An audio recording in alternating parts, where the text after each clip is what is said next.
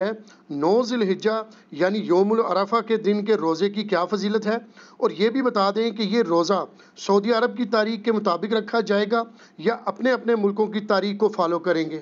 دیکھیں کچھ تو میں نے پہلے عرض کر دیا، اسی میں ایڈ کر دیتا ہوں۔ آپ نے اپنے ملک کے اعتبار سے ہی رکھنا ہے۔ فضیلت تو میں نے بتا دی مسلم شریف میں کہ 2 سال کے گناہوں کا کفارہ ہے، اور یہ صغیرہ گناہ ہے، کبیرہ گناہ توبہ سے معاف ہوں گے۔ اس کو سپورٹیو حدیث ہے صحیح مسلم کی کہ اگر کبیرہ گناہوں سے بچا جائے تو ایک نماز سے دوسری نماز، ایک جمعے سے دوسرا جمعہ، اور ایک رمضان سے دوسرا رمضان درمیان کے گناہوں کا کفارہ ہے، اگر کبیرہ گناہوں سے بچا جائے۔ اب ایک شخص نے ایک جمعہ پڑھا اور اگلا جمعہ پڑھا اور بیچ میں ایک نماز بھی چھوڑ دی تو کبیرہ گناہ اس نے کر لیا نا۔ تو کبیرہ گناہ جو ہیں وہ توبہ سے معاف ہوں گے اور اپنی اصلاح کرنے سے۔ صغیرہ گناہ آٹومیٹکلی معاف ہو جاتے ہیں بغیر توبہ کے بھی، نیک اعمال کی وجہ سے، جو قرآن پاک میں ہے نا کہ نیکیاں جو ہیں وہ گناہوں کو مٹا دیتی ہیں۔ وہ کون سے گناہ؟ جو چھوٹے موٹے انسان سے لا علمی میں چھوٹے موٹے گناہ ہو جاتے ہیں۔ یہ علیحدہ بات ہے کہ آلموسٹ جتنے گناہ ہیں وہ کبیرہ ہی ہیں، جن سے توبہ کیے بغیر چارہ نہیں ہے۔ بخاری مسلم سے کم از کم میں نے 20 گناہ، اور قرآن پاک میں بھی سمجھ لیں 8-10 گناہ تو آئے ہوئے ہیں۔ شرک، ماں باپ کی نافرمانی، قتل نہ حق، زنا، یہ تو قرآن میں آیا ہے، شراب نوشی، جوا، جادو، یہ وہ سارے بڑے بڑے، غیبت، چغلی، وعدہ خلافی، آلموسٹ جتنے گناہ آپ کو نام آپ لے سکتے ہیں وہ سارے کبیرہ گناہ ہی ہیں۔ تو ان سے آپ نے اگر بخشش کروانی ہے توبہ اور اپنی اصلاح کرنے سے، صرف توبہ کرنے سے کام نہیں چلنا، اس کی توبہ کا طریقہ ہی اپنی اصلاح ہے۔ تو یہ صغیرہ گناہوں کے اگینسٹ ہے۔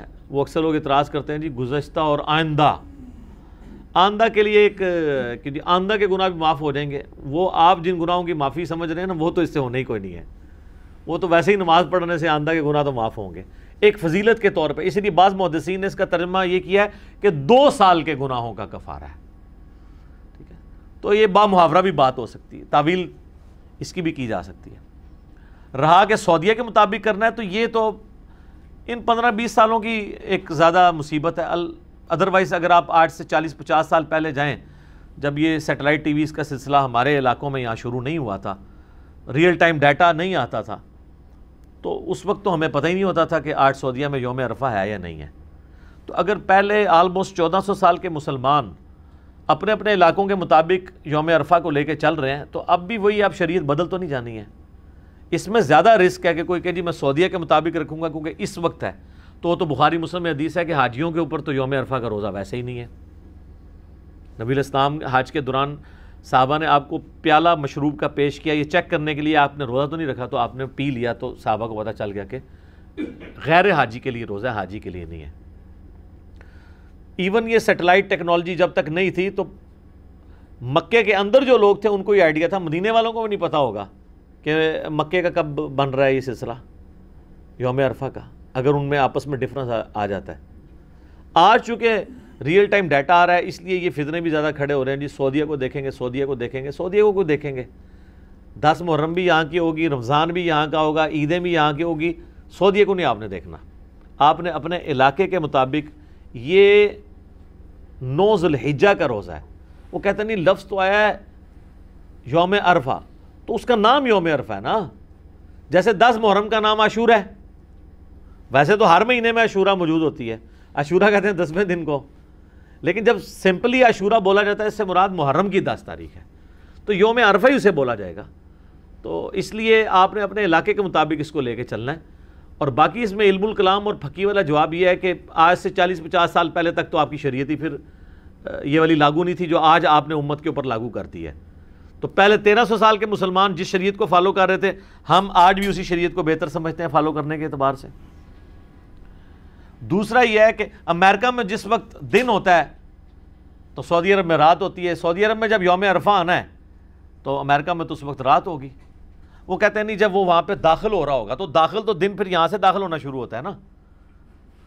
زمین تو آپ کو پتہ ہے نا مشرق سے مغرب کی طرف روٹیٹ کر رہی ہے، اس لیے مشرق میں پہلے سورج نکلتا ہے، پہلے سورج نکلے گا مشرق میں۔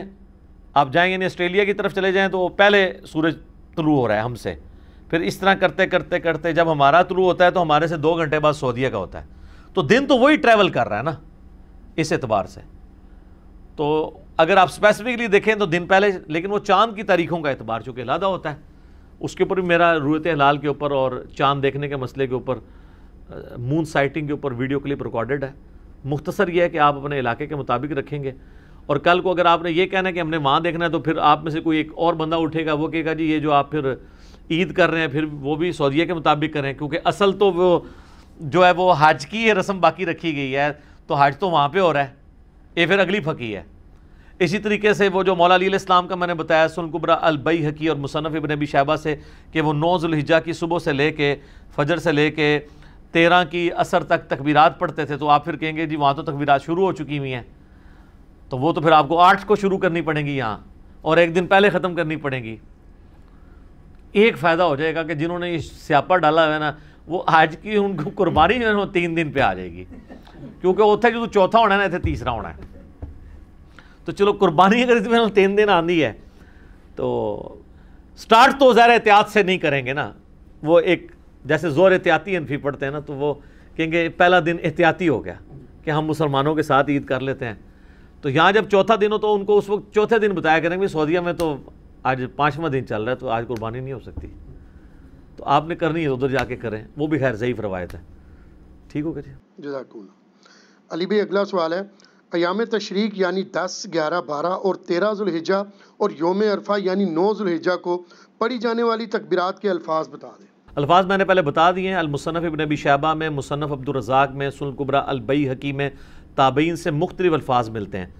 یہ بھی ملتا ہے اللہ اکبر کبیرا والحمد للہ کثیرا وسبحان اللہ بکرۃ واصیلا, اور یہ بھی ملتا ہے اللہ اکبر لا الہ الا اللہ واللہ اکبر وللہ الحمد, سبحان اللہ والحمد للہ ولا الہ الا اللہ واللہ اکبر. صرف اللہ اکبر بھی کہہ لیں تو یہ تکبیر ہی ہے. تو آپ کوئی بھی الفاظ استعمال کر لیں تو آپ اس سنت کے اوپر عمل کر لیں گے. باقی کن کن موقعوں پہ پڑھنا ہے, فرض نماز کے بعد پڑھنا ہے آپ نے, مصنف ابن ابی شیبہ میں اور سنن کبریٰ البیہقی میں مولا علی سے ملتا ہے 9 ذوالحجہ کی صبح سے لے کے 13 کی عصر تک ہر فرض نماز کے بعد. اور امام بخاری نے تو صحیح بخاری میں چیپٹر کی ہیڈنگ میں تعلیقاً لیا ہے کہ امام باقر جو تھے وہ عام نفلی نمازوں کے بعد بھی تکبیرات بلند کرتے تھے, اور اسی ہیڈنگ میں لیا ہے کہ حضرت ابو ہریرہ اور ابن عمر رضی اللہ عنہما جو ہے وہ بازاروں میں چلتے ہوئے تکبیرات کو بھی بلند کرتے تھے. تو یہ سارے وہ مواقع ہیں جس پہ آپ نے تکبیرات بلند کرنی. ایون آپ عید کی نماز پڑھنے کے لیے جا رہے ہیں تو آپ تکبیرات کو بلند کریں. اور صحیح بخاری میں آتا ہے کہ نبی علیہ السلام راستہ بدلتے تھے, جاتے وقت عیدگاہ کا راستہ اور ہوتا تھا, واپسی پہ اور ہوتا تھا, اور چھوٹی عید کے لیے جاتے تھے تو کچھ میٹھا کھا کے جاتے تھے, صحیح بخاری میں آتا ہے. ترمذی میں آتا ہے کہ چھوٹی عید کے لیے کھا کے جاتے تھے اور بڑی عید کے لیے واپسی پہ آ کے کھاتے تھے. اس میں یہ سنت ہے کہ خالی پیٹ جایا جائے. ٹھیک ہو گیا, جزاک اللہ.